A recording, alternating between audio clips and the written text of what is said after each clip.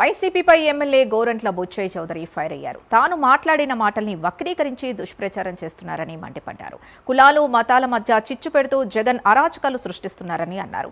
తాను చేసిన అభివృద్ధిపై చర్చకు సిద్ధమంటూ బుచ్చయ్య చౌదరి సవాల్ విసిరారు.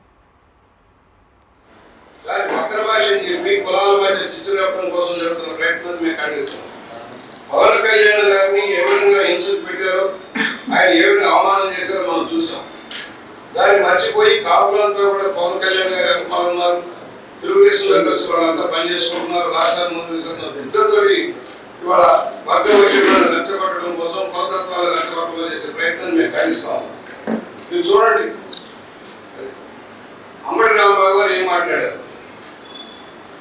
అంబటి రామ్ గారు ఏం మాట్లాడారు,